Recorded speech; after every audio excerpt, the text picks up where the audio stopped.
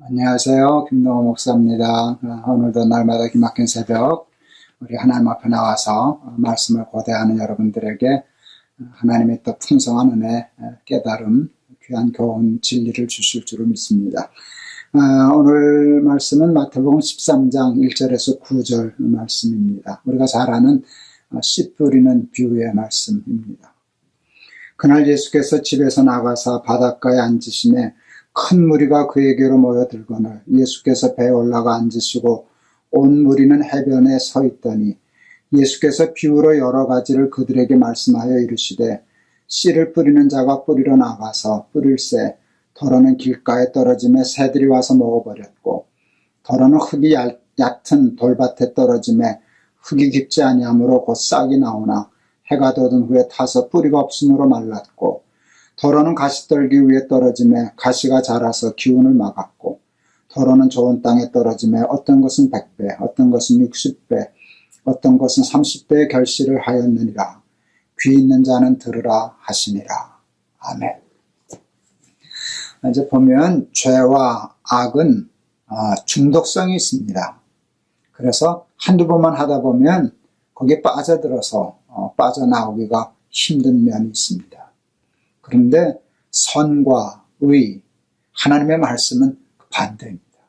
이게 중독성이 없습니다. 웬만큼 노력해도 습관이 되질 않습니다. 중독이 되질 않습니다. 성경에 보면 성령을 소멸치 말며 라는 말씀이 있습니다. 그 말씀은 뭔가 하면 성령은 잘 소멸된다는 말씀입니다. 그것은 성령이 불완전해서가 아닙니다. 그 성령을 담는 우리의 삶의 그릇의 불완전함 때문입니다. 우리가 깨진 그릇과 같아서요, 죄로 말미암아 이렇게 금이 간 그릇과 같아서요, 성령을 받기는 받아도, 은혜를 받기는 받아도 그게 잘 소멸됩니다. 죄는 소멸이 잘 안 돼요. 이렇게 중독이 되는데 하나님의 말씀은 이렇게 자꾸 소멸되는 것을 느끼게 됩니다. 예수님은 오늘 우리들에게 아주 익숙한 비유의 말씀을 해주고 계십니다. 그게 바로 씨 뿌리는 비유입니다. 예수님은 하나님의 말씀을 씨앗에 비유했습니다. 그 속에 생명이 있습니다. 참 하나님의 말씀은 생명의 말씀이죠. 그 말씀을 받는 우리의 마음을 밭에 비유하셨습니다.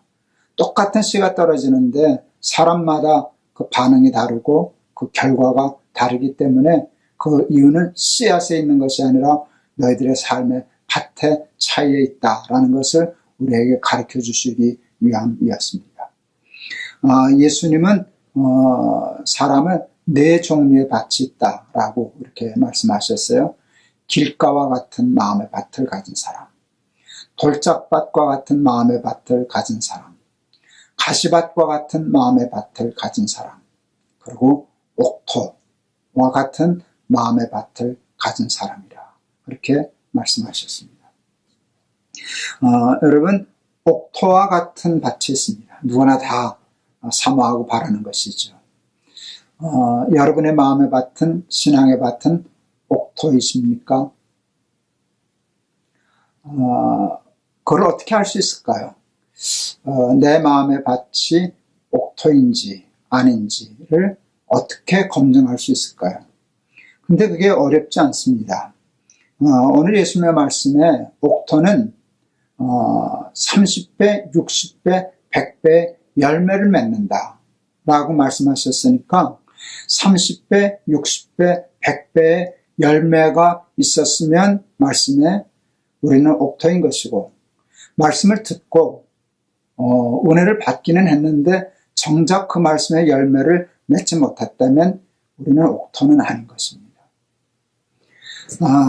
하나님의 말씀을 제가 며칠 전에 우리 같이 공부하면서 말씀을 듣기만 하고 배우기만 하고 행하지 않으면 말씀이 지혜가 되지 못하고 지식이 된다 하는 말씀 여러분 기억나시죠?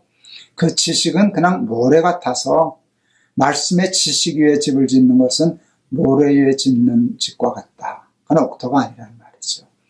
하나님의 말씀을 듣고 행해야만 열매를 맺어야만 그게 지혜가 되는데, 말씀이 지혜가 되는데 그것이 반석 위에 집을 짓는 것이다. 이렇게 얘기했던 거, 우리 공부했던 거 여러분 기억나실 겁니다.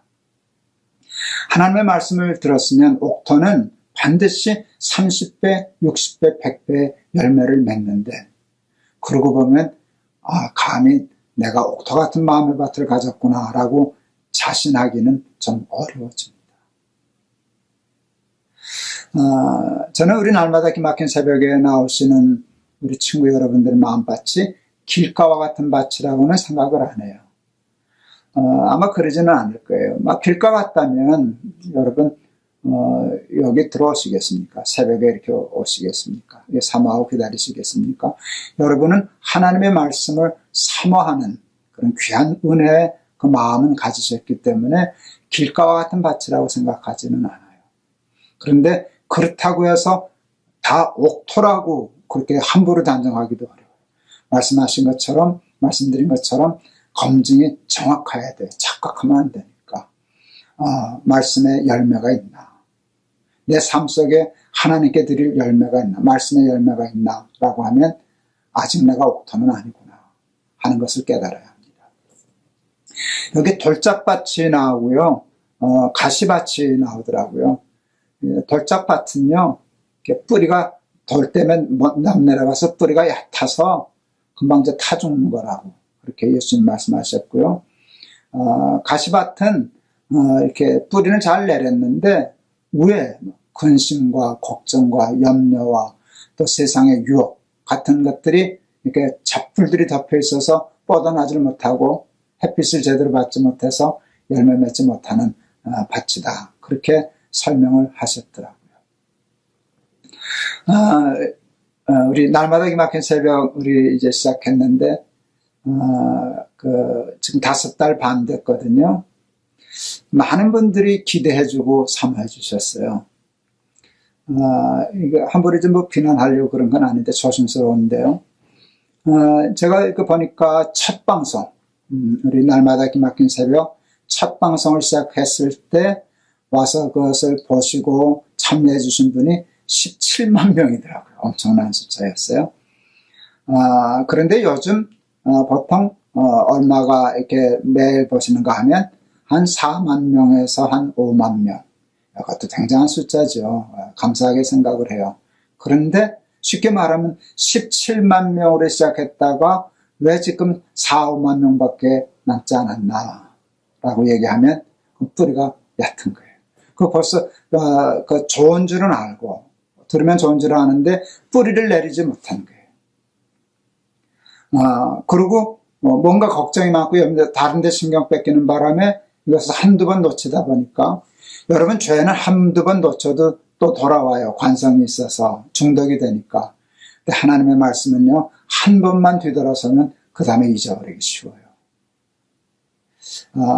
이게 숫자로만 보도 안 돼. 17만 명이 시작했는데 12, 13명, 10만 명 넘는 사람이 쉽게 말하면 떨어져 나간 거잖아요. 근데 그건 덜 떨어져 나간 거예요. 사실은 그보다 훨씬 더 떨어져 나갈 수 있는데 뭘 얘기하려고 그러는가 하면 또 숫자 얘기하려고 그러는 게 아니라 그만큼 우리가 말씀의 뿌리를 내리고 진중하게 거기서 흔들리지 않고 열매를 맺는 일이 얼마나 어려운 일인가 하는 것을 얘기하려고 이 이야기를 꺼냈습니다. 제가 날마다 기막힌 새벽을 시작한 게 우리 암 환우들 때문 아닙니까? 일어나면은 암 환자들은 암이 가시예요. 염려잖아요. 근심이잖아요. 그게 그냥 꽉 차 있어서요. 아무리 말씀의 뿌리를 깊게 내려도 이게 올라가지를 못해요. 짓눌려서. 암의 가시, 그 기운에 짓눌려서. 그래서 그 염려를 벗어버리고 먼저 말씀부터 묵상하자 시작해서 한 게 날마다 기막힌 새벽인데 그게 꼭 암뿐이겠습니까? 돈 걱정, 직장 걱정, 사람의 상처 이런 것들을 깊이 묵상하다 보면 말씀의 뿌리를 아무리 내려도 열매 맺지 못하는 나무가 되고 맙니다. 여러분 우리 날마다 기막힌 새벽을 와서 하시는 분들 우리 선을 향하다가 낙심하지 말자 그랬으니까 우리 예수님 오실 때까지 한번 끝까지 가보죠. 뿌리를 한번 깊게 내려보죠. 그리고 듣기만 하는 자가 되지 말고 행하는 자가 되어보죠. 세상 근심과 걱정 걷어내버리고 말씀부터 붙잡고 한번 살아보죠. 그리고 열매 맺어서 정말 옥토 같은 삶을 한번 살아봤으면 참 좋겠습니다. 우리 말씀의 맛을 알기가 참 쉽지 않은데, 그래서 열매를 따서 그 말씀의 열매를 먹고 그 열매의 맛을 알아서, 시편 기자 이 고백이 참 얼마나 귀한지 몰라요. 여호와의 말씀이 어찌 그리 단지요, 내 입의 꿀 곧 송이꿀보다 더 다니이다. 그렇게 고백했는데, 우리 날마다 기막힌 새벽 우리 사랑하는 친구들이 다 그 경지에 이르렀으면 좋겠어요. 옥토가 되어서 열매를 맺고 그 열매의 맛을 보고 그 때문에 그 맛에 중독이 되어서 어찌 그렇게 단지, 꿀보다 더 답니다, 송이꿀보다 더 답니다 하는 경지에까지 이르를 수 있는 저와 여러분들 다 되실 수 있기를 주의 이름으로 축원합니다. 오늘은 찬송가 그렇게 참 많은데요, 달고 묘한 그 말씀, 그 찬송도 참 좋겠다 생각했는데, 제가 고른 찬송은 542장입니다. 구주 예수 의지함이 심히 기쁜 이를세. 그 후렴에 이런 가사가 있잖아요. 예수 믿는 것은 받은 증거 많다. 이 증거가 열매거든요. 받은 증거 많다다. 예수 귀한 예수, 믿음 더욱 줍소서. 그 맛을 알게 되면은요, 믿음 더욱 못 얻으랴 그랬을 때 믿음 주세요 그러는데, 이 찬송이 참 좋습니다. 542장, 우리 옥토 같은 마음밭을 가져서 좋은 열매를 맺고 그것 때문에 받은 증거가 많습니다. 열매가 많습니다. 믿음 더 주세요 하는 믿음의 축복 받기를 바랍니다. 구주 예수 의지함이 심히 기쁜 일일세. 영생 허락 받았으니 의심 아주 없도다. 예수 믿는 것은 받은 증거 많도다. 예수 귀한 예수 믿음 더욱 주소서. 구주 예수 의지함이 심히 기쁜 일일세. 주를 믿는 나의 마음 그의 피에 적시네. 예수 믿는 것은 받은 증거 많도다. 예수 귀한 예수 믿음 더욱 주소서.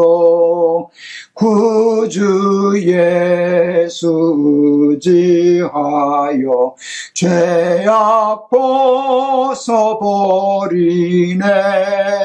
안위 받고 영생함을 주께 모두 얻었네. 예수 믿는 것은 받은 증거 많도다. 예수 귀한 예수 믿음 더욱 주소서. 구주 예수 의지하여 구원함을 얻었네. 영원 무궁지나도록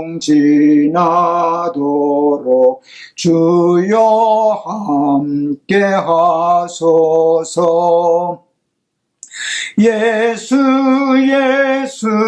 믿는 것 것은 받은 증거 많도다.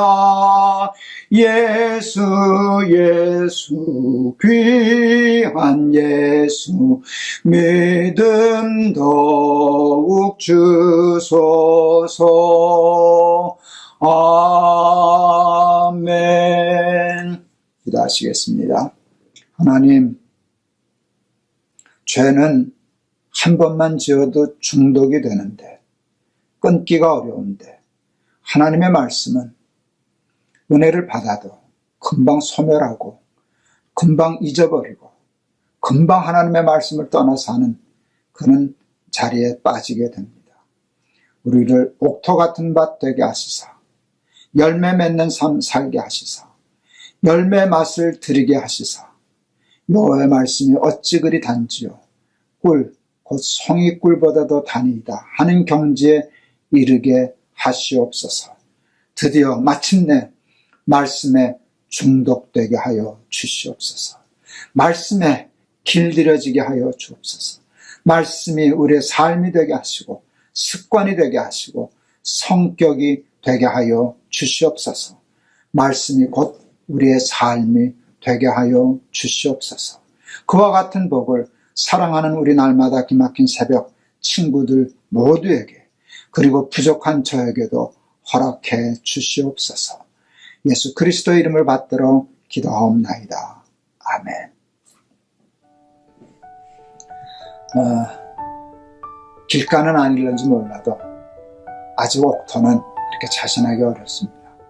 우리의 신앙의 목표를 옥토에 두고 말씀의 열매를 맺고 그 열매의 맛에 길들여서 받은 증거가 많습니다. 믿음 더욱 주세요 하는 그 믿음의 경지에 다 이룰 수 있기를 주의 이름으로 축원합니다.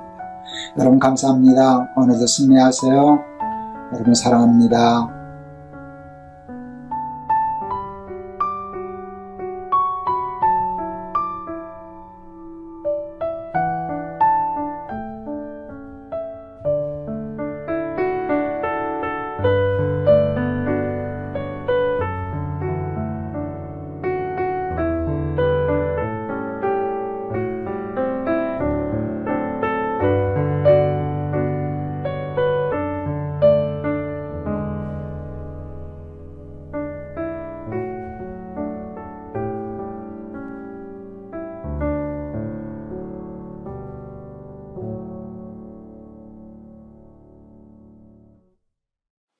안녕하세요. 김동호 목사입니다. 오늘도 우리 날마다 기막힌 새벽 이렇게 오신 여러분들을 진심으로 환영하고 하나님의 말씀을 또 기대합니다.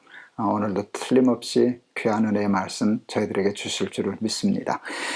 오늘 말씀은 시편 8편 1절에서 9절 말씀입니다. 제가 봉독하겠습니다.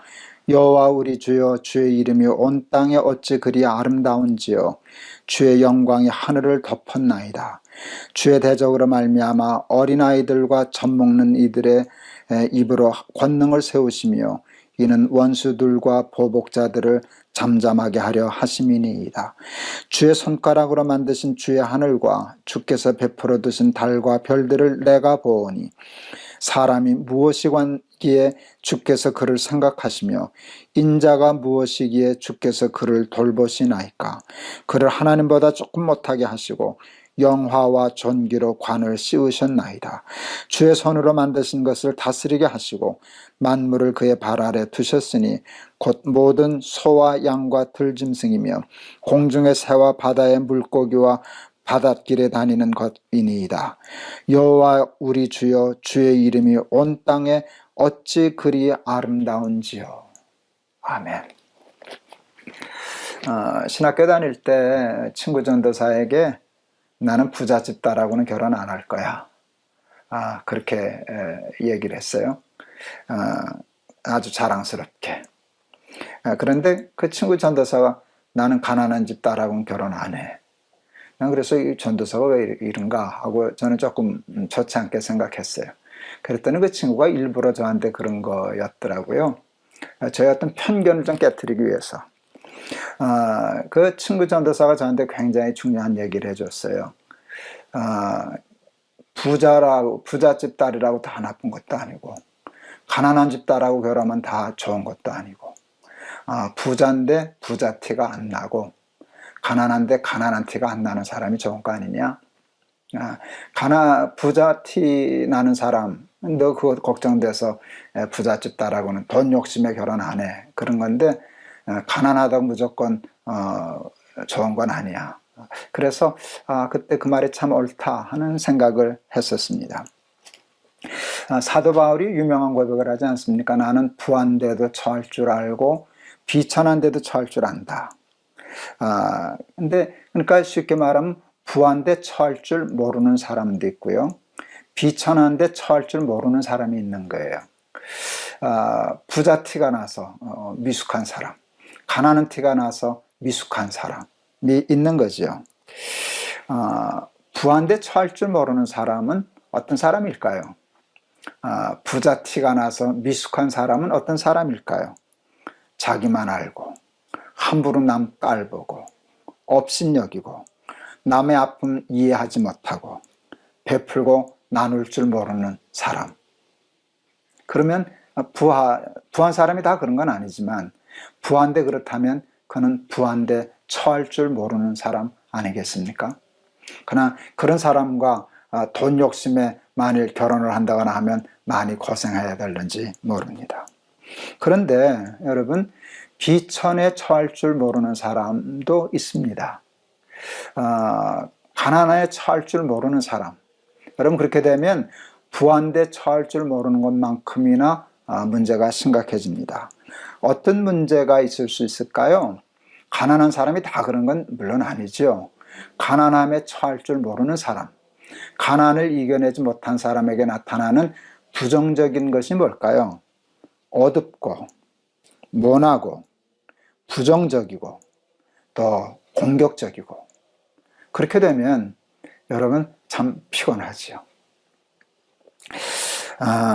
세상에 다윗처럼 많은 역경과 고난을 겪은 사람이 어디 있을까요?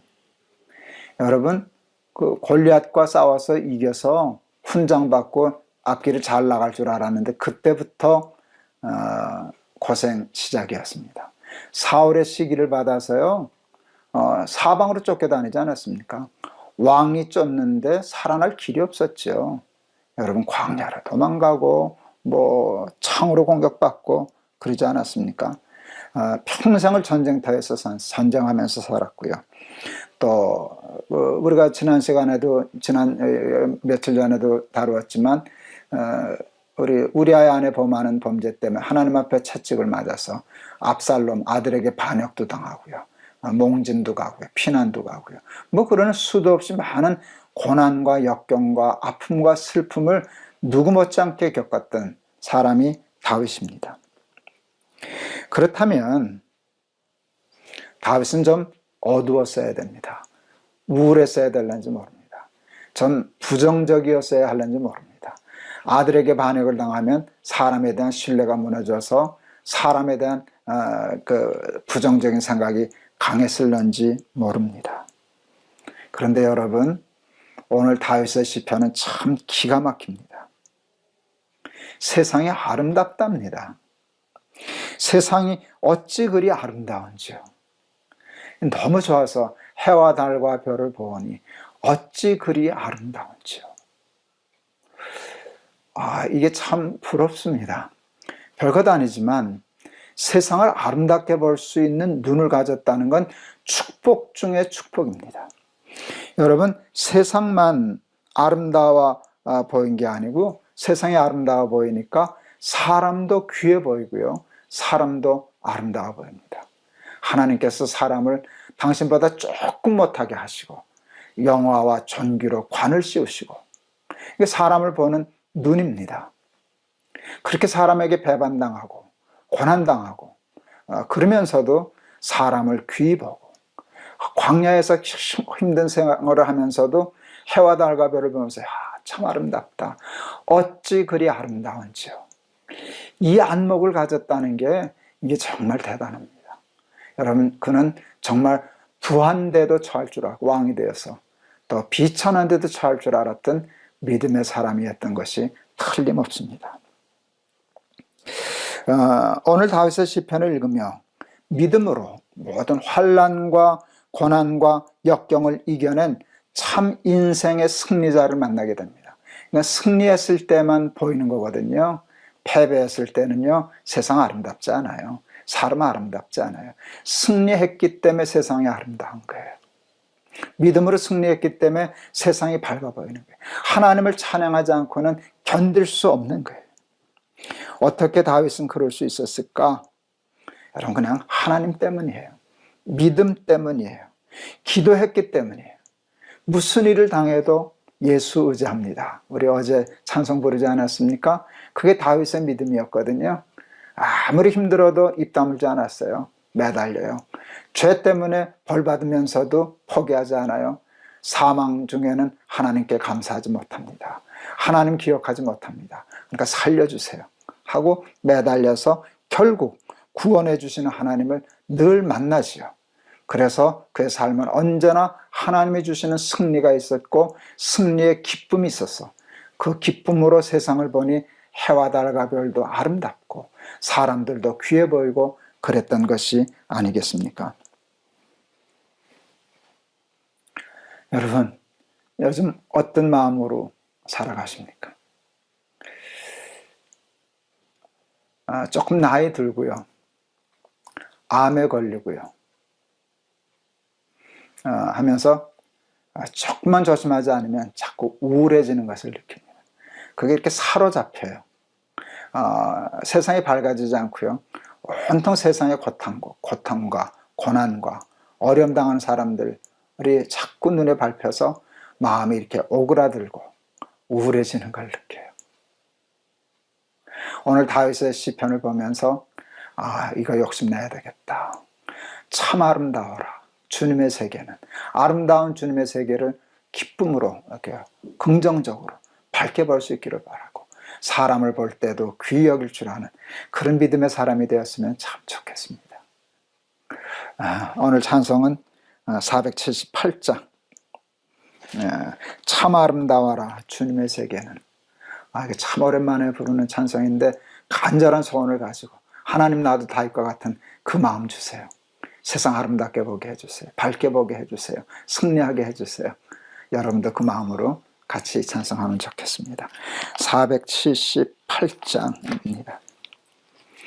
참 아름다워라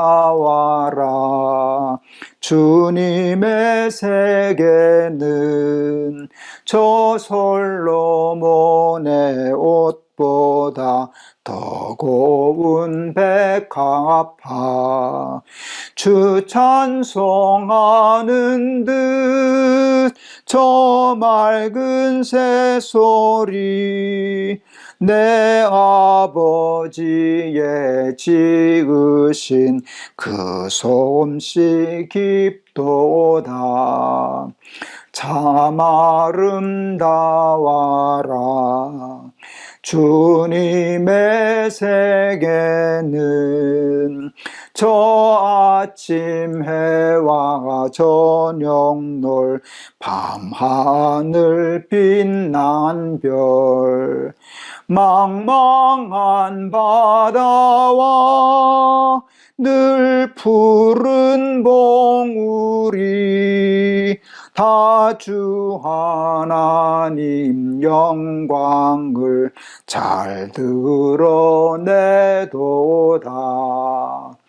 참 아름다워라 주님의 세계는 저 산에 부는 바람과 잔잔한 시냇물 그 소리 가운데 주 음성 들리니 주 하나님의 큰 뜻을 나 알 듯하도다. 아멘. 기도하시겠습니다. 다윗의 시편을 읽으며 감격합니다. 하나님이 만드신 세상 어찌 그리 아름다운지요. 감탄하고 또 많은 사람에게 실망하고 상처받았음에도 불구하고 하나님이 만드신 사람을 귀히 여기고 영화와 전기로 관씌웠다고 볼 수 있는 믿음의 안목, 부럽습니다. 이 시편을 보면 다윗은 평생 꽃길을 걸으며 고생이란 해본 적도 없고 늘 왕으로서 부귀와 영화와 쾌락을 누렸기 때문에 이런 노래 했을 거라 생각하기 쉽지만 우리가 잘 알지 않습니까? 다윗도 우리 못지않게 어쩌면 우리보다 더 역경과 고난이 많았던 삶을 살았는데 믿음으로 다 극복하고 승리하여 세상을 아름답게 보고 기뻐하고 감사하고 어찌 그리 아름다운지요. 이렇게 감격하는 그런 삶이 부럽습니다. 하나님, 우리에게도 그와 같은 믿음을 주시고 우리의 마음속에도 그와 같은 감격을 늘 허락하여 주시옵소서. 그리하여 항상 기뻐하고 늘 감사하며 천국의 삶을 살아가게 하옵소서. 예수 그리스도 이름을 받들어 감사하며 기도하옵나이다. 아멘. 오늘도 저는 참 좋았습니다. 이렇게 혼자 있으니까 좀 외롭기도 하고 또 좀 우울하기도 하고 그런데 자꾸 사로잡히는데 그래서 오늘 이 시편 준비하다가 제가 방문 창문을 열고 제 방 앞에는 조그만 호수가 있거든요. 연꽃도 이렇게 있고 거기에 들새들도 있고 새들도 있고 그래서 한참 보면서 오늘 이 찬송 혼자 불렀습니다. 참 아름다워라 주님의 세계는. 늘 하나님을 믿는 믿음 때문에 이 세상에 사로잡히지 않고 항상 기뻐하고 감격하고 행복하게 살아가는 저와 여러분들 다 되시기를 바랍니다. 여러분 감사합니다. 여러분 오늘도 믿음으로 말씀으로 승리하세요. 그리고 여러분 사랑합니다.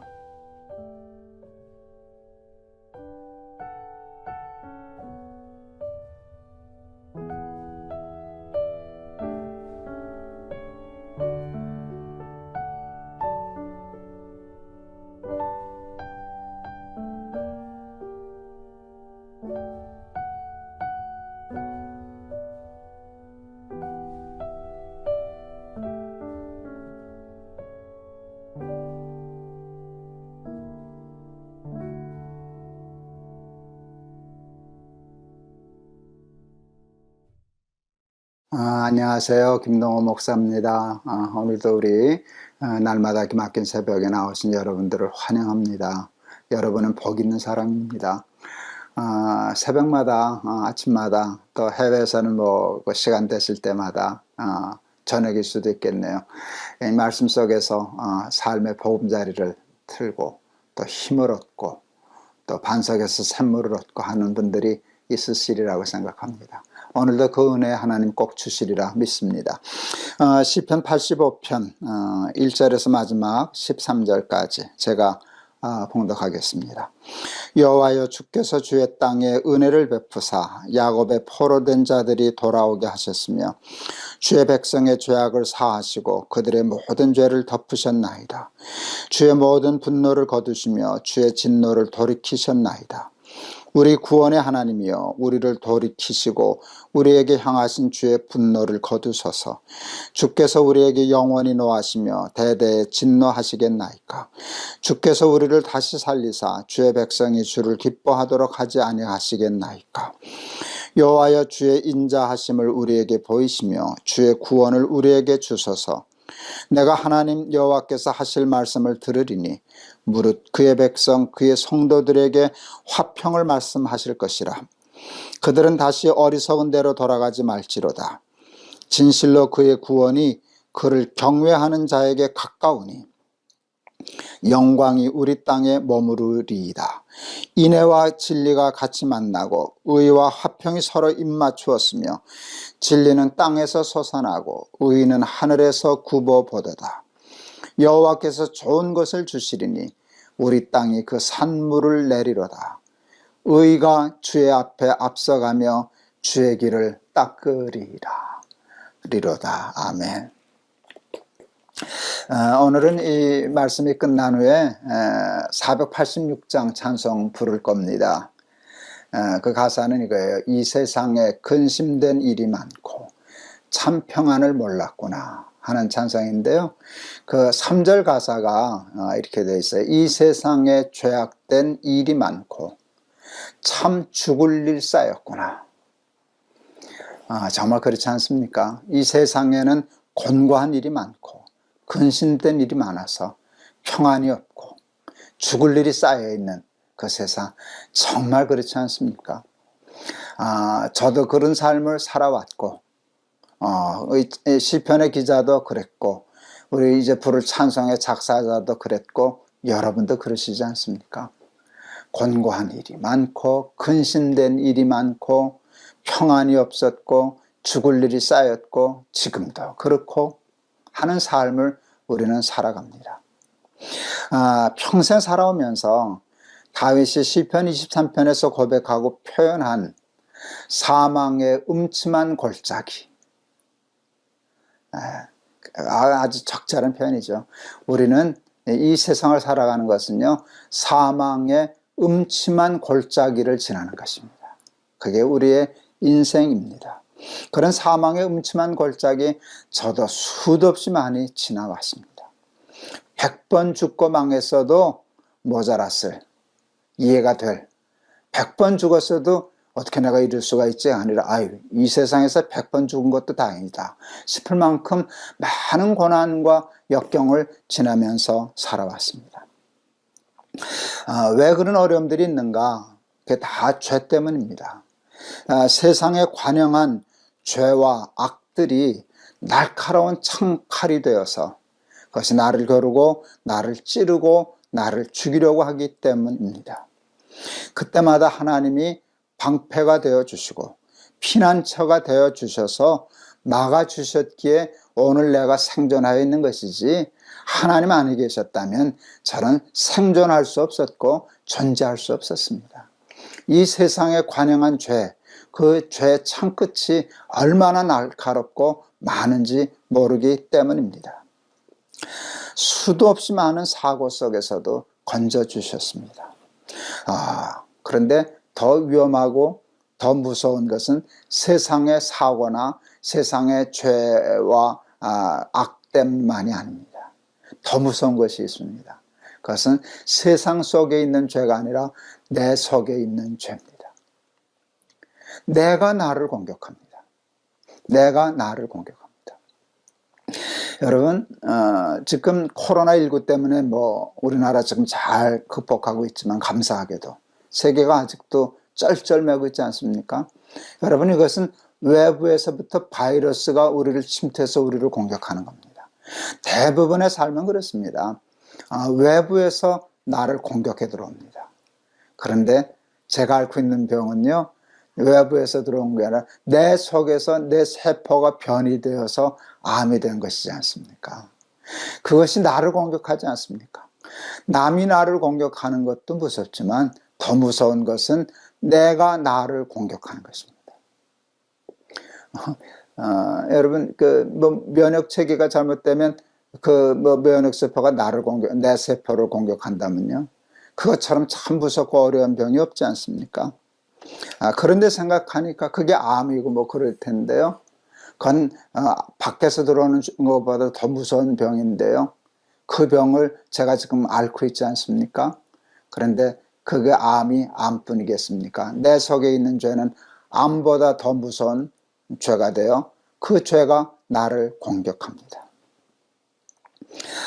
수술과 항암으로 그 암을 제거했습니다. 그러나 사람이 하는 수술과 항암은 불완전해서 늘 재발될까, 또 완전히 다 제거되지 못했을까 두려워하면서 삽니다. 그런데 또 말도 못할 고통을 겪으면서 그것을 제거하고 나갑니다. 그런데 정말 말도 못할 죄의 고통을 예수님이 십자가로 대신 져주시고 완전하게 흰눈같이 양털같이 깨끗하게 우리를 구원해 주셨습니다. 예수님의 이름의 뜻은 예수라는 이름의 뜻은 자기 백성을 죄에서 구원할 자라는 뜻입니다. 예수의 이름은 구원입니다. 구원입니다. 여러분, 예수 믿는다고 다 부자가 되는 것도 아니고, 예수를 믿는다고 암에 안 걸리는 것도 아니고, 예수를 믿는다고 사고를 안 당하는 것도 아닌데요. 그런데요. 그러면 예수를 믿으면서 얻는 축복이 뭔가 할 때 단 하나. 이것 때문에 모든 것을 다 이기기도 남는데 그것은 구원입니다. 예수님이 나를 구원해 주시고 예수님 때문에 내가 모든 죄와 사망과 사고와 위험으로부터 또 죄로부터 구원을 받았다라고 하는 것. 이것 이상의 큰 가치가, 이것 이상의 큰 축복이 세상에 어디 있겠습니까? 근데 우리는 그 구원을 받지 않았습니까, 여러분? 그 구원을 받지 않았습니까? 우리는 그 구원에 가깝지 않습니까? 고난을 당하고 역경을 당하고 아픈데도 하나님 버리지 않고 떠나지 않고 하나님 꼭 붙잡고 주여 주여 외치고 살지 않습니까? 주의 구원이 우리에게는 가깝습니다. 예수님이 우리에게는 가깝습니다. 그런데 여러분, 이 험난한 세상을 살아가면서 우리와 똑같이 어려운 삶을 살아가면서 그 구원에서부터 멀리 있는 사람들이 많습니다. 믿어지지가 않아서 마음으로 삶으로 하나님을 받아들이지 못하고 하나님으로부터 멀리 있어서 구원으로부터 동떨어진 사람들이 얼마나 많은지 모릅니다. 그런데 문제는 뭔가 하면 가까이 있다가도 우리도 자꾸 멀어지려고 한다는 사실입니다. 여러분, 우리가 날마다 기막힌 새벽 시작하면서부터 늘 강조하던 것이 있어요. 하나님께 붙어 있으면 살고 하나님께로부터 떨어지면 죽는다. 포도나무 가지가 나무에 붙어 있으면 살고 열매를 맺지만 그냥 떨어지면 죽는다. 붙으면 살고 떨어지면 죽는다 하는 것이에요. 그런데 어떻게 하면 하나님을 가까이 할 수 있을까? 구원에 가까이 있을 수 있을까? 9절. 진실로 그의 구원이 그를 경외하는 자에게 가까우니 영광이 우리 땅에 머무르리이다. 경외하는 자가 하나님의 구원에 가깝다. 이 말씀이 저는 오늘 아침에 이렇게 마음에 와 닿았습니다. 맞아. 하나님을 가까이 하는 것은 경외함에 있다. 우리 경외함을 여러 번 설명하지 않았습니까? 공경하는 것입니다. 하나님을 공경하는 것. 하나님을 사랑하고 공경하는 것입니다. 왜? 두려워하는 것입니다. 두려워하는 것입니다. 먹든지 마시든지 무엇을 하든지 다 하나님의 영광을 위하여 하라. 자기 욕심을 위하여 무엇을 먹을까 무엇을 마실까 하는 삶을 버리고 삶의 의미와 목적을 하나님의 영광에 두고 사는 사람. 그렇게 살면, 그렇게 살려고 애쓰다 보면 당연히 하나님과 가깝지 않겠습니까? 하나님께 영광 돌리려고 이것도 하고 저것도 하고 먹기도 하고 자기도 하고 하는 사람이 어떻게 하나님께 멀어질 수 있겠습니까? 하나님께 멀어지는 사람은 삶의 목적을 하나님께 두지 않고 자기 자신에게 두는 순간 하나님으로부터 멀어지는 것입니다. 여러분, 무엇을 하든지 그 삶의 궁극적인 목적을 하나님께 두고 사세요. 그리고 하나님 공경하세요. 하나님 영광을 위하여 사세요. 그럼 하나님의 구원이 늘 우리와 함께 있을 줄을 믿습니다. 두 번째는 하나님을 두려워하세요. 하나님을 두려워하세요. 하나님을 우습게 여기는 사람, 죄를 무서워하지 않는 사람에게 구원이 있을 리가 없습니다. 그는 구원에서 멀리 떨어진 사람입니다. 죄와 죄를 심판하시는 하나님을 두려워하며 하나님을 두려워만 하는 것이 아니라 또 사랑하여 먹든지 마시든지 무엇을 하든지 다 영광을 위하여 사는 사람이 되면 그게 경외함인데 주를 경외하는 자에게 구원이 가깝다 하는 그 말씀이 우리에게 이루어질 줄을 믿습니다. 그렇게 하면 우리의 삶에 늘 하나님의 구원이 역사하셔서 이 세상이 비바람이 불고 눈물 골짜기를 지나고 험한 광야와 같은 삶을 산다 할지라도 그때마다 구원의 하나님이 우리의 삶을 지켜주셔서 우리 어제 고백하지 않았습니까? 참새도 주의 전에 보금자리를 얻고 제비도 그렇습니다. 그랬는데 여러분 그 구원의 축복을 찬송하며 승리의 찬송을 부르며 살아갈 줄을 믿습니다. 여러분 늘 구원이 가깝대요. 하나님의 구원에서 멀어지지 아니하도록 하나님을 경외하는 삶 잊지 않고 삶의 목적을 하나님께 두고 죄와 죄를 심판하시는 하나님을 늘 두려워하며 죄를 무서워하며 죄를 피하고 하나님을 가까이하며 살아가는 저와 여러분들 다 되실 수 있기를 축원합니다. 우리 아까 말씀드린 것처럼 486장 찬송하렵니다. 세상에는 죽을 일이 많습니다. 평안을 몰랐지만 예수의 구원의 은혜로다. 참 기쁘고 즐겁구나. 그 은혜를 영원히 누리겠네. 그 평안히 누리겠네. 저도 누리고 여러분도 누리는 복 받으시기를 바랍니다. 이 세상에 근심된 일이 많고 참 평안을 몰랐구나. 내 주 예수 날 오라 부르시니 곧 평안히 쉬리로다. 주 예수의 구원의 은혜로다. 참 기쁘고 즐겁구나. 그 은혜를 영원히 누리겠네. 곧 평안히 쉬리로다. 이 세상에 곤고한 일이 많고 참 쉬는 날 없었구나. 내 주 예수 날 사랑하시오니 곧 평안히 쉬리로다. 주 예수의 구원의 은혜로다. 참 기쁘고 즐겁구나. 그 은혜를 영원히 누리겠네. 곧 평안히 쉬리로다. 이 세상에 죄악된 일이 많고 참 죽을 쌓였구나. 내 주 예수 날 건져주시오니 곧 평안히 쉬리로다. 주 예수의 구원의 은혜로다.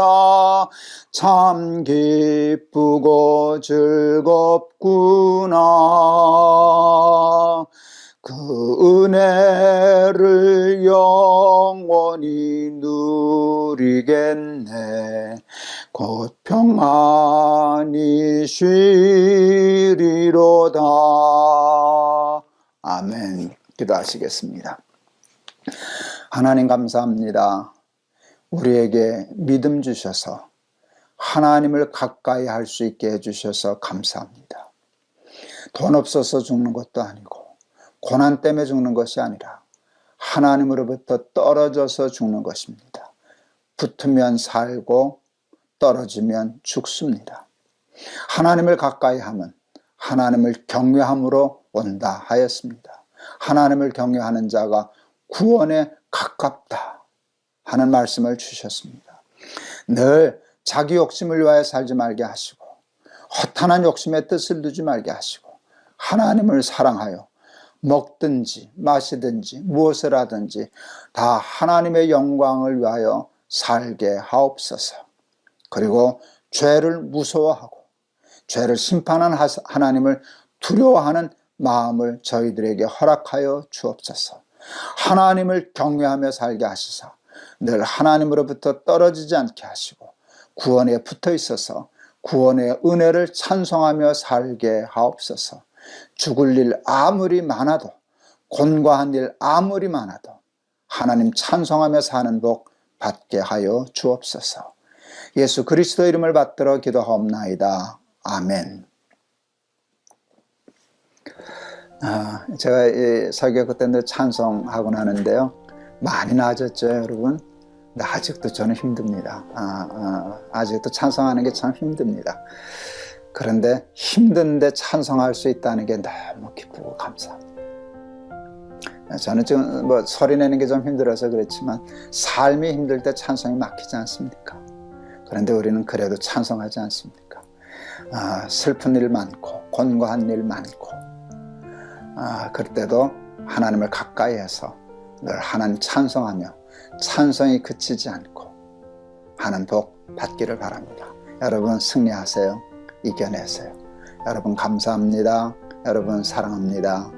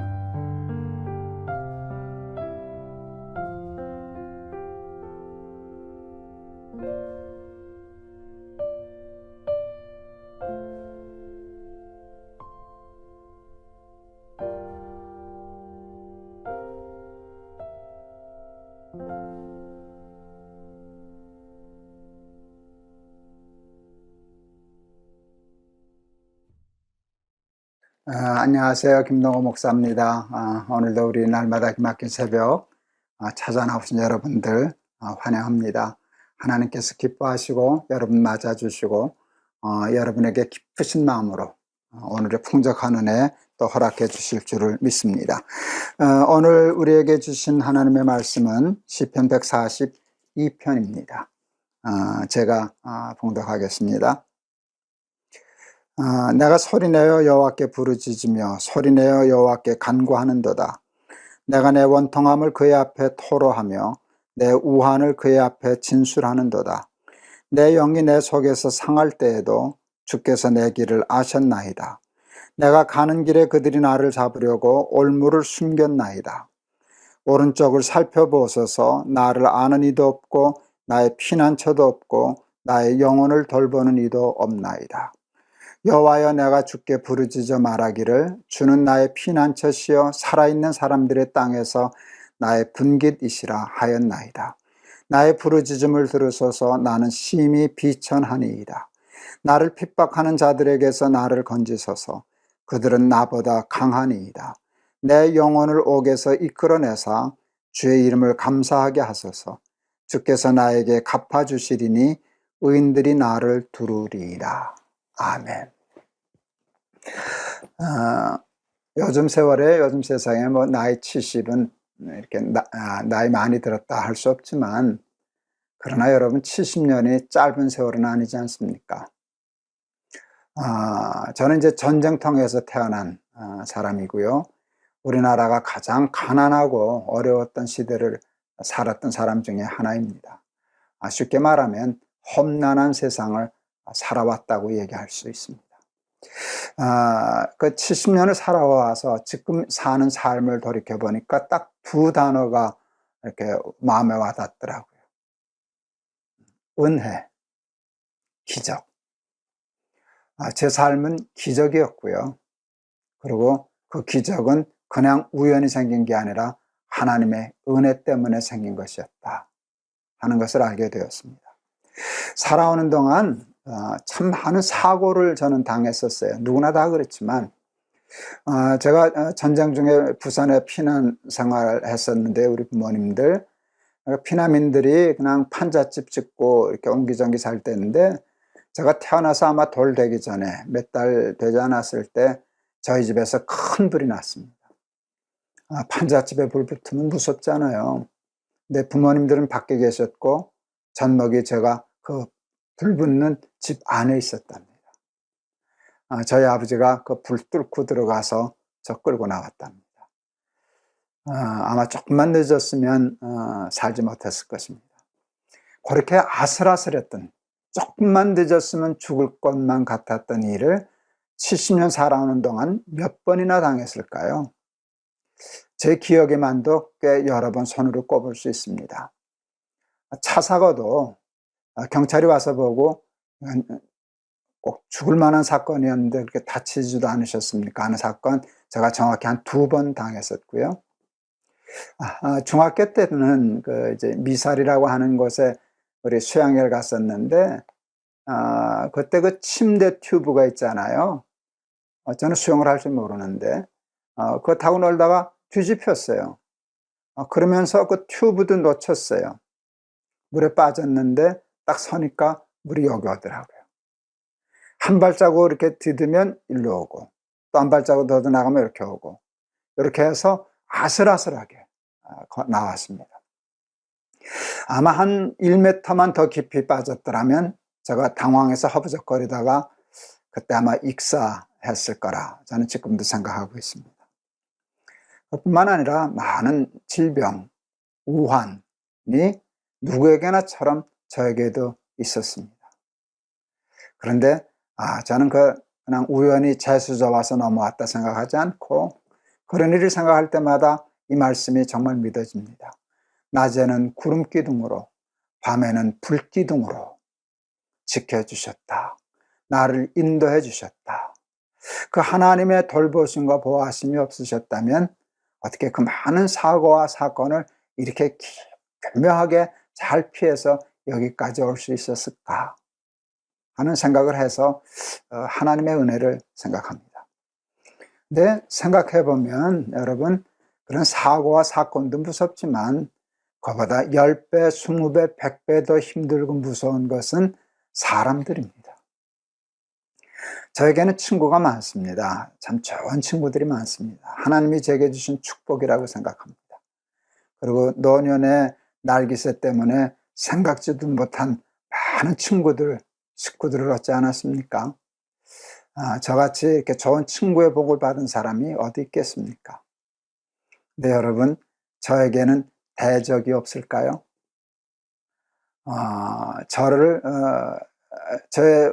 저를 힘들게 하는 사람은 없을까요? 많습니다. 저에게도 많습니다. 친구도 많지만 적도 많고 지금도 많습니다. 지금도 그냥 유튜브 조금만 찾아보면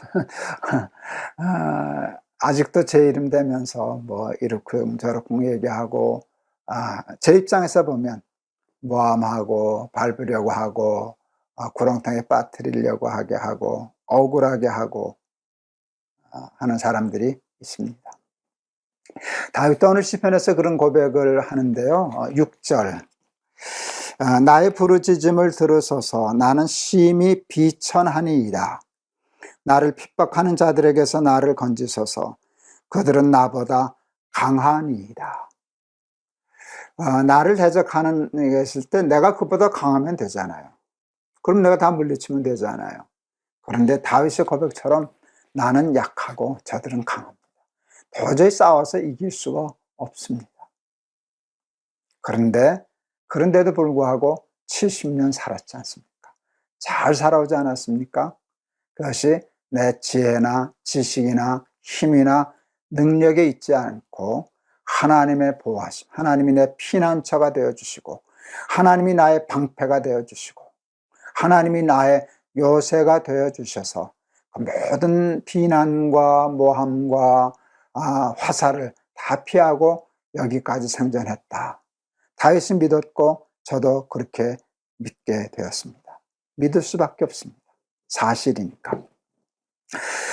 이 세상은 생존 경쟁, 약육강식의 세상입니까? 어느 나라나 다, 어느 역사나 다 그렇지만 제가 자라난 한국과 그 시대는 치열한 세상이었습니다. 똑똑한 사람, 적자 생존, 똑똑한 사람만 살아남고 강한 사람만 살아남고 꾀부리고 수부리고 영악해야만 살아남고 악착 같아야만 살아남는데 저는 하나도 그것을 잘 갖추지 못했습니다.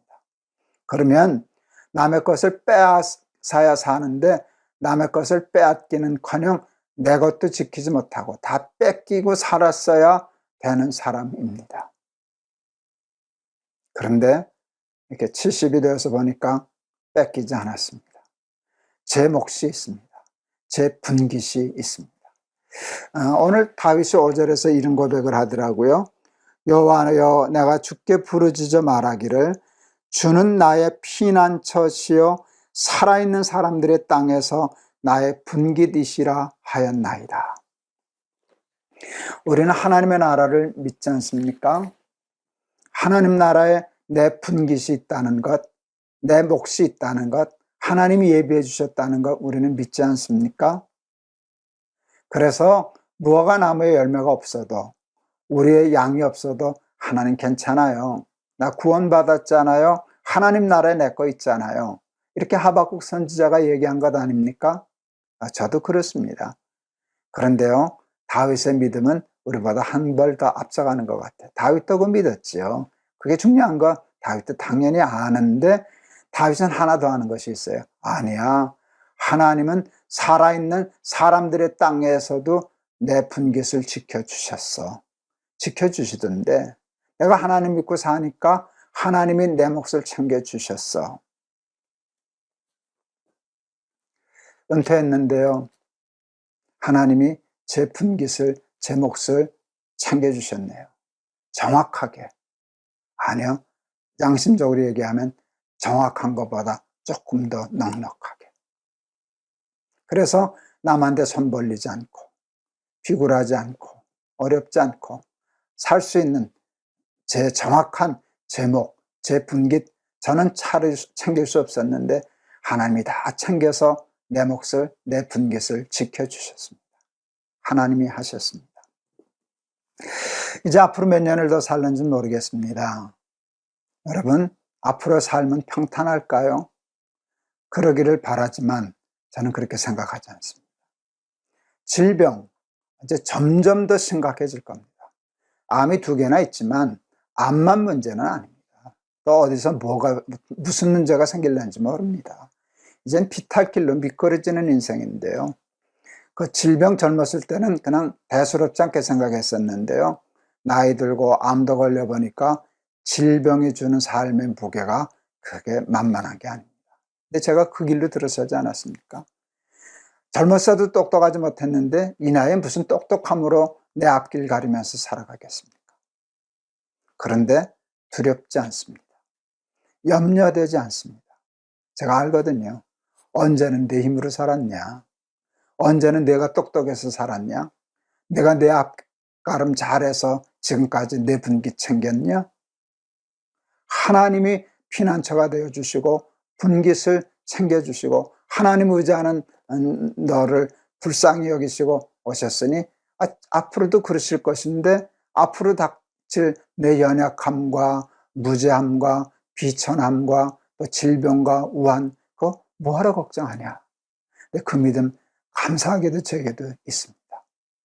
70년을 지켜주신 하나님께서 앞으로 남은 몇 년이 될지는 모르겠지만 그 세월을 왜 외면하시겠습니까?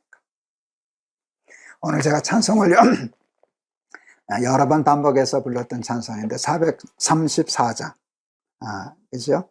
384장 나의 갈 길 다 가도록 예수 인도하시니 그 찬송 골랐어요. 제가 날기새에서 간증했잖아요. 이 다음에 죽어서 하나님 앞에 가면 부를 찬송이라고. 하나님 앞에 영영 부를 나의 찬송 예수 인도하셨네. 나의 갈 길 다 가도록 판잣집에서 불나서 죽을 뻔했던 그때부터 지금 암에 걸려서 투병하고 있는 72 나이까지 다 가도록 한순간도 졸지도 주무시지도 않고 지켜주신 하나님을 저는 믿습니다.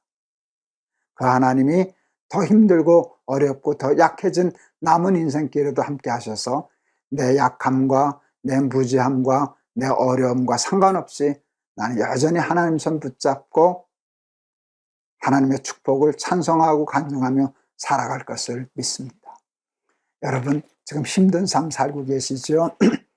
우리 특별히 날마다 기막힌 새벽 식구들 중에는 질병으로 고통당하는 분들 많죠. 과거를 돌이켜보세요. 이만큼 힘든 일들 많았어요. 그때는 여러분이 젊어서 이겨내셨죠? 여러분의 힘으로 극복하셨죠? 아니잖아요. 하나님의 힘 때문에 하나님의 축복 가운데 왔으니까 그냥 하나님 손 붙잡고 가면 돼요. 나의 갈 길 다 가도록 예수님 인도하신다 하는 믿음으로 힘든 풍랑이는 세상 능히 꿋꿋이 이겨 사는 오늘 하루 되실 수 있기를 바랍니다. 384장 나의 갈 길 다 가도록 예수 인도하시니 찬송하겠습니다. 나의 갈 길 다 가도록 예수 인도하시니 내 중 안에 있는 긍휼 어찌 의심하리요. 믿음으로 사는 자는 하늘 위로 받겠네. 무슨 일을 만나든지 만사형통하리라. 무슨 일을 만나든지 만사형통하리라. 나의 갈 길 다 가도록 예수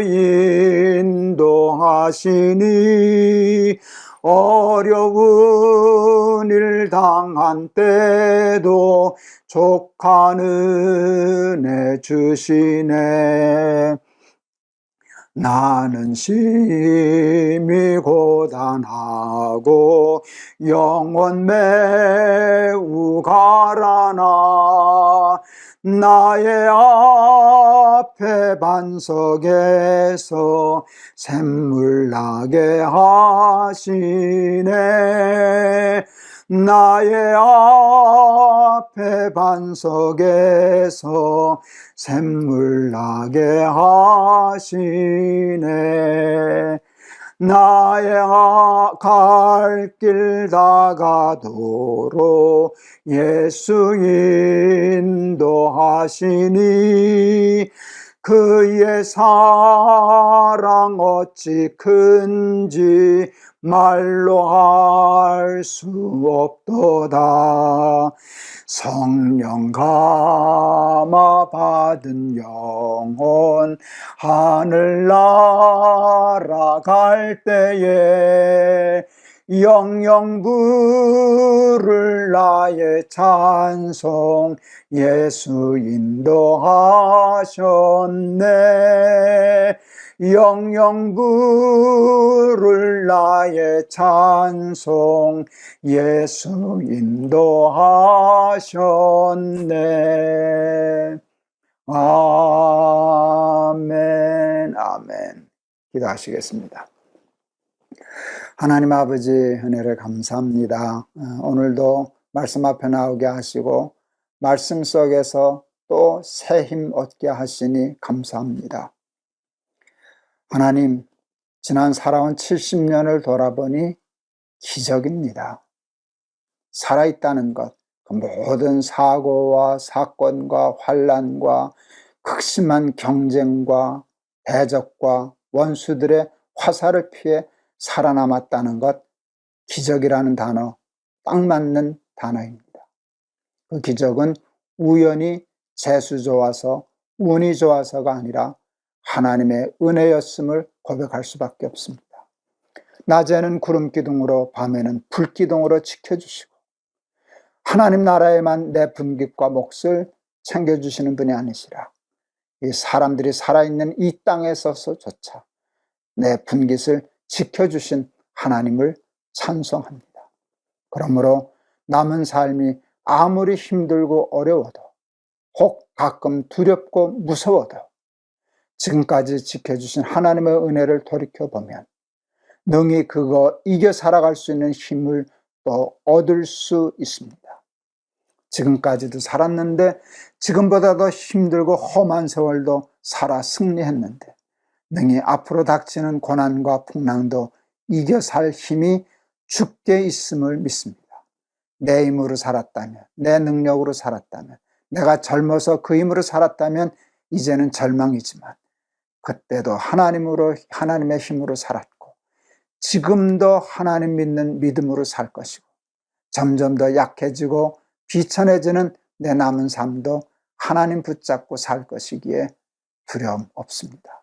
승리하는 삶 살아 하나님 나라 갈 줄을 믿습니다.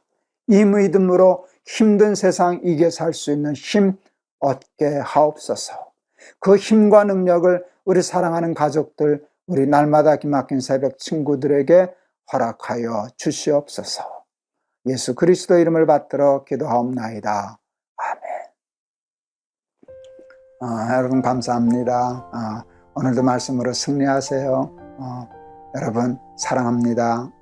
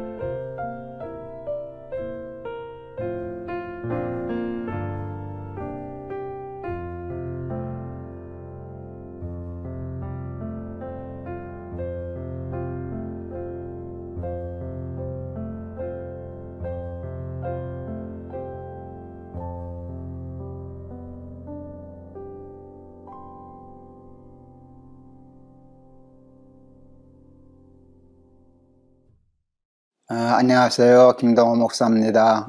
오늘도 날마다 기막힌 새벽 우리 함께 할 수 있게 해주셔서 얼마나 감사한지 모르겠습니다.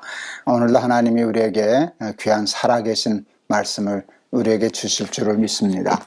오늘 말씀은 출애굽기 27장 20절과 21절 두 절 말씀입니다.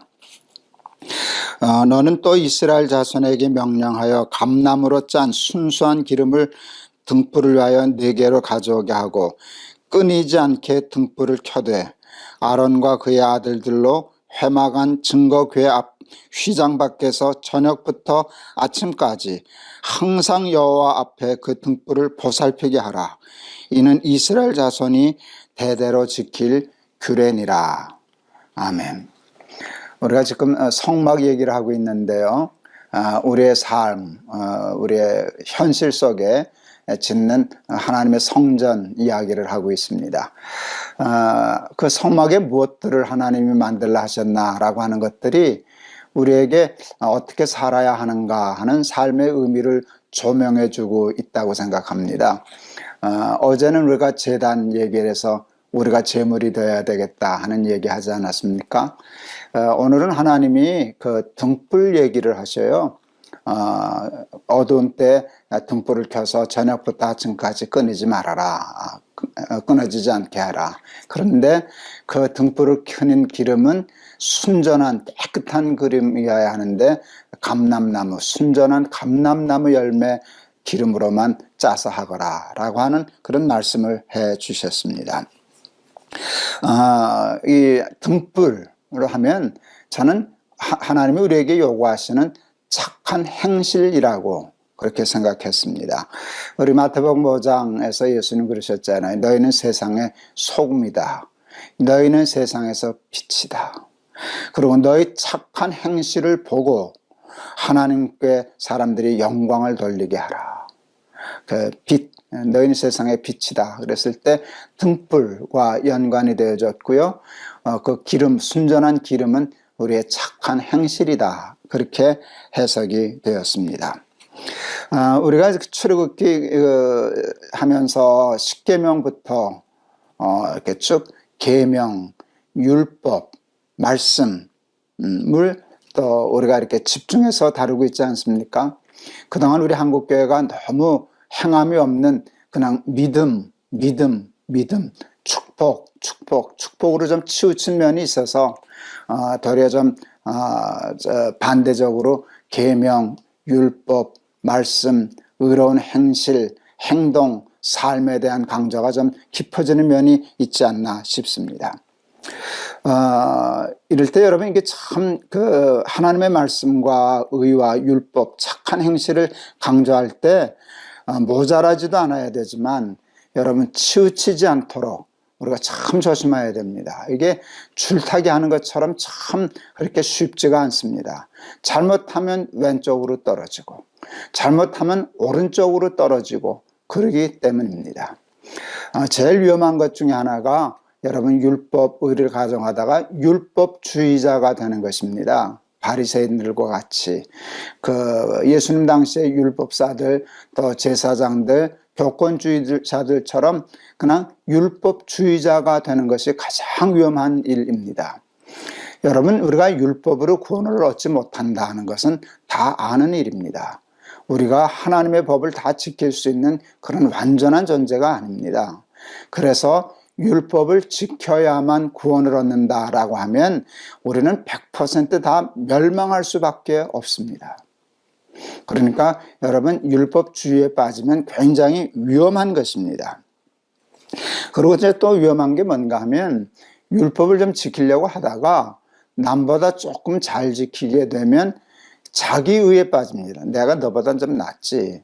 너 나처럼 살아야 돼. 이렇게 교만해지는 것입니다. 여러분 그게 바리새인들 아니었습니까?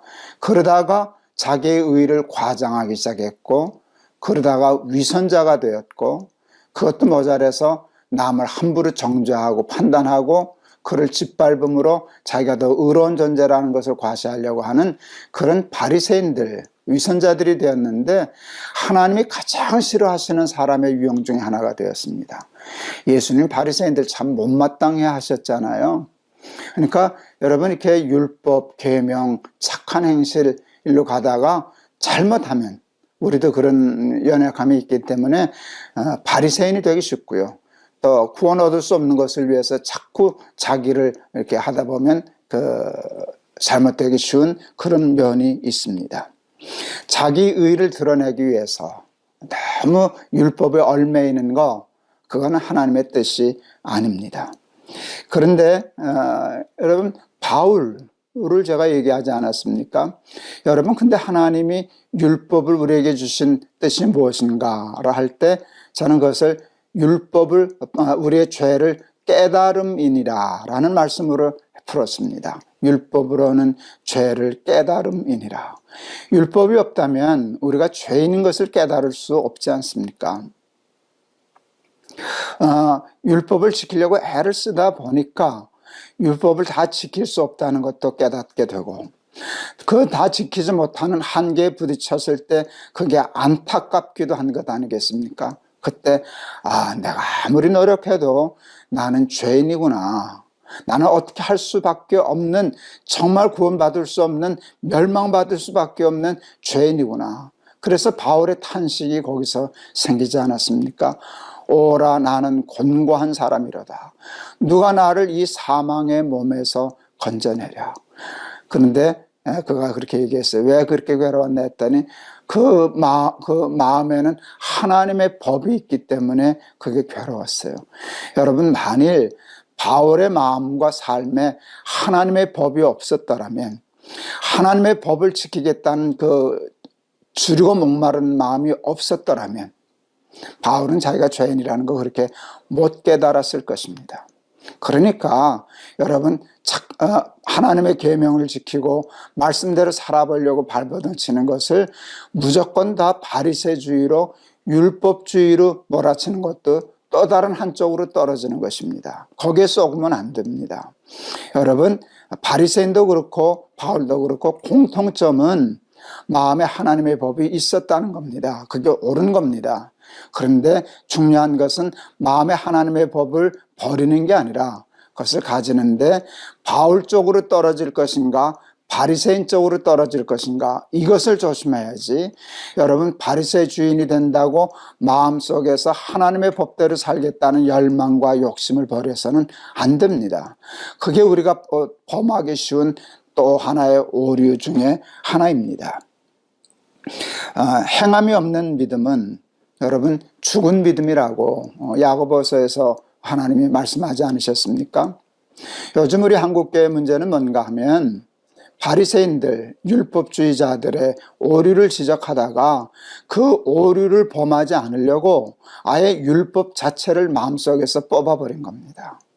율법을 무조건 다 율법주의로 매도한 것입니다. 그리고 여러분 그것을 멀리한 것입니다. 그러다 보니까 점점 우리가 죄에서 죄에 더 가까워지는 거죠. 자기가 죄 있는 것을 모르게 되는 거예요. 그러고 나니까 자기가 의인인 줄 알고 그러다가 죄를 범하고 그러고 타락하게 되고 십자가에서 멀어지게 되고 십자가는 그냥 허상이 되고 그렇게 된 것입니다. 하나님은 오늘 우리들에게 등불을 켜야 돼. 매일 잊지 말고 어두워가는 세상, 이 세상은 지금 저녁부터 한밤중 같은 세상 아닙니까? 그럴 때 너희들이 빛이 되어야지. 착한 행실로 세상에 빛이 되어야지. 소금이 되어야지. 그렇게 말씀하셔요. 제가 그 십계명 우리 저가 했을 때 많은 분들이 그저 댓글을 달아주고 그러셨는데 굉장히 좋은 댓글이 많았어요. 근데 어떤 분 정말 예민한 분 계시더라고요. 근무 시간에 휴대폰 보지 않기로 했습니다. 그게 도적질이라고 생각했습니다. 그 정도 되면 그건 굉장히 엄격한 거죠. 저희 재단에서는 직원들한테 그렇게 직원들이 그 괴로워할까봐 근무 시간에 휴대폰 좀 봐도 돼. 제가 이렇게 허락은 했습니다만은. 그러나 뭐 꼭 그렇게 살아야 되는 건 아니지만 한번 그렇게까지라도 살아보려고 발버둥질 치는 것은 좋은 일 아닙니까, 여러분? 그건 우리가 한번 해봐야 할 일 아닙니까? 그런다고 우리가 의인이 되기를 하겠습니까? 그 의가 우리를 구원하기를 하겠습니까?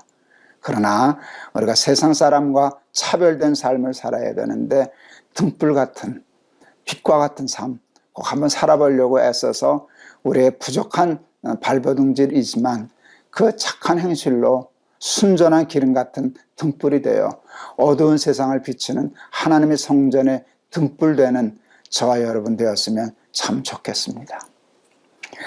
제가 손주 5이 있는데요. 아이들하고 우리 아들들하고 며느리하고 해서 야, 한자씩 이름 짓자. 돌림자는 아버지가 지을게.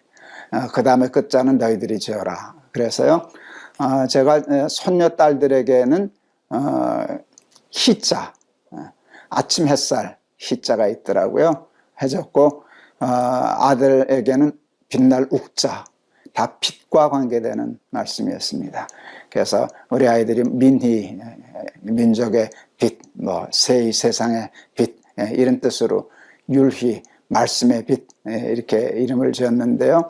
또 우리 국희, 나라의 빛, 진우, 참된 진리의 빛, 이제 그런 뜻으로 해서 제가 우리 손주들 생각하고 골라놓은 찬상이 그 552장입니다. 아침 해가 돋을 때 만물 신선하여라. 나도 세상 지날 때 햇빛 되게 하소서 하는 찬송인데요. 하나님이 오늘 그것을 요구하시니까 하나님 앞에 그렇게 살겠습니다 하는 뜻으로 우리 552장 우리 찬송 제가 한번 같이 하겠습니다. 아침 해가 돋을 때 만물 신선하여라. 나도 세상 지날 때에 햇빛 되게 하소서. 주여 나를 도우사 세월 허송 않고서 어두운 세상 지날 때 햇빛 되게 하소서. 새로오는 광음을 보람 있게 보내고 주의 일을 행할 때에 햇빛 되게 하소서. 주여 나를 도우사 세월 허송 않고서 어두운 세상 지날 때 햇빛 되게 하소서. 한 번 가면 안 오는 빠른 광음 지날 때 귀한 시간 바쳐서 햇빛 되게 하소서. 주여 나를 도우사 세월 허송 않고서 어두운 세상 지날 때 햇빛 되게 하소서. 밤낮 주를 위하여 몸과 마음을 드리고 주의 사랑 나타내 햇빛 되게 하소서. 주여 나를 도우사 세월 허송 않고서 어두운 세상 지날 때 햇빛 되게 하소서. 아멘. 기도하시겠습니다. 하나님, 우리가 우리의 삶의 현장에 하나님의 성막 짓기를 원하시는 하나님, 우리의 삶이 하나님께 드려지는 제사, 제물 되기를 원하시는 하나님, 오늘 우리에게 너희 삶이 등불이 되거라. 어두워가는 세상을 비추는 빛이 되거라. 우리에게 말씀해 주셨습니다. 그래서 계명도 주시고 십계명도 주시고 말씀도 주셨습니다. 이 말씀 지키려고 하다가 잘못하면 바리새인 되기 쉽습니다. 우리 그 함정에 빠지지 않게 하여 주시옵소서. 율법 잘못 지키면 율법주의자가 되고 바리새인 되는 것을 두려워하여 율법 자체를 멀리하려고 하는 어리석음에도 빠지지 않게 하여 주옵소서.